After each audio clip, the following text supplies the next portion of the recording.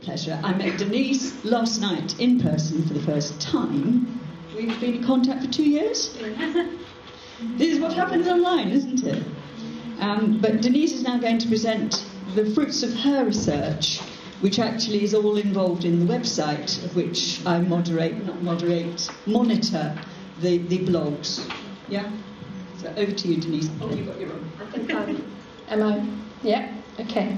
So yeah, the website is called Student Against Depression, studentdepression.org, and I'll just take you fairly quickly through how we developed the site and some of the thinking behind the site, and then I'm going to show you around a bit and hopefully have you ask about it and look at things you're interested in seeing rather than talking my way through the whole time.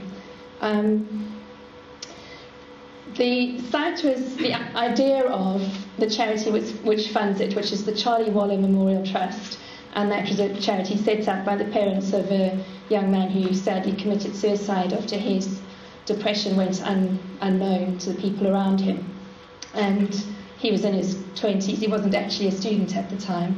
And the Charlie Waller Memorial Trust does all sorts of depression-focused work, trying, their aim is to raise awareness about the dangers of depression and to have people be more aware of depression so that they can get help and to reduce stigma about getting help.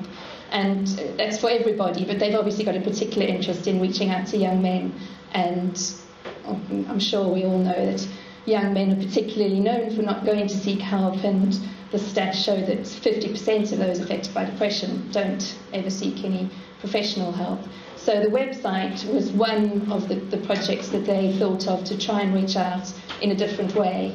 And it's quite a brave and interesting move on their part from the point of view of the board of the Charlie Waller Memorial Trust. You know, being online, things to do with the internet were definitely a whole kind of different territory, something they didn't feel confident about or that they knew about. So they put the project out to tender via a steering group. They set up a steering group through the HUCS, which is the Heads of University Counselling Services, which is a subdivision of AUCC, the Association for University and College Counselling, which is part of the ACP, a division of the ACP.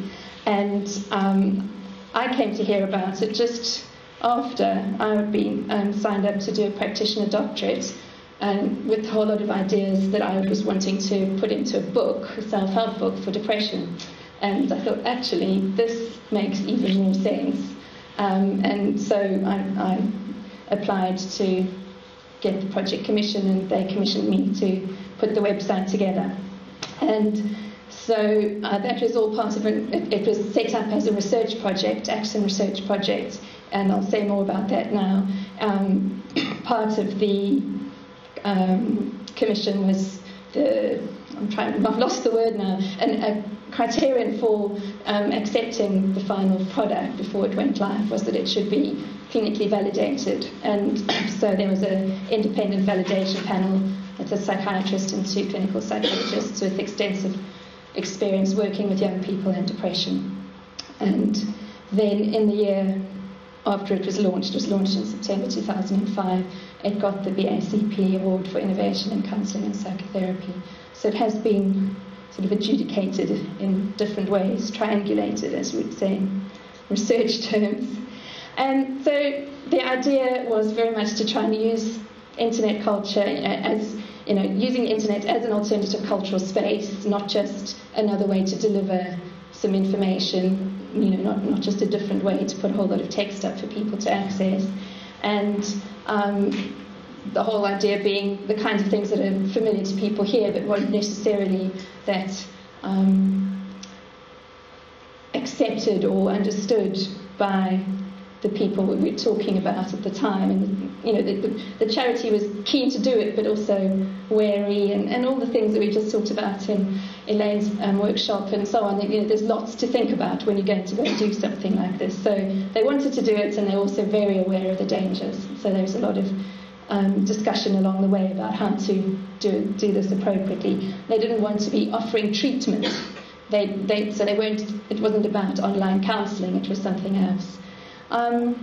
So offering a destination in its own right, and being, as I said, sort of addressing the advantages and the pitfalls was a big part of the starting up of the project.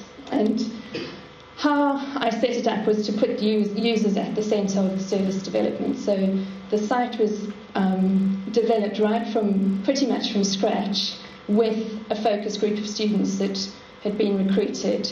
And they were recruited, the advert was an advert for student consultants, and it was asking for people who'd experienced low mood, case of the blues, depression, or thinking about suicide. I tried to spread it so it's not just depression, a diagnosis, but trying to get a range of things. And you'll see the cartoons on the site in a moment. Also a cartoon picture of someone depressed. And so trying to reach out to a wide range of people, and we explicitly said we wanted people who hadn't accessed professional services as well, so that we got that voice included. And those students were interviewed, and the taped interviews were used as the basis for putting their own stories up on the site. It's a very important central part of the site. And then they formed a focus group. And at that stage, I just had a real skeleton of the kinds of topics I wanted to cover, the things that were probably important to put up in terms of the self-help information. And from that point, they were involved in what the site was called. That was one of their ideas. What colour it was, everything about the site was kind of done in collaboration with them. I wrote the actual material that's the sort of my account, the professional account of depression, that's interleaved with their accounts of their own experiences and their strategies. But they commented on all of that as well, and they said, this sounds really pompous, and all that kind of thing, which was brilliant. It was really, really useful, and also added lots of ideas that I hadn't thought of the kinds of things that should be talked about and the strategies. So the whole approach was to put everything on, not to exclude things, and to have as many strategies, as many perspectives as possible up there.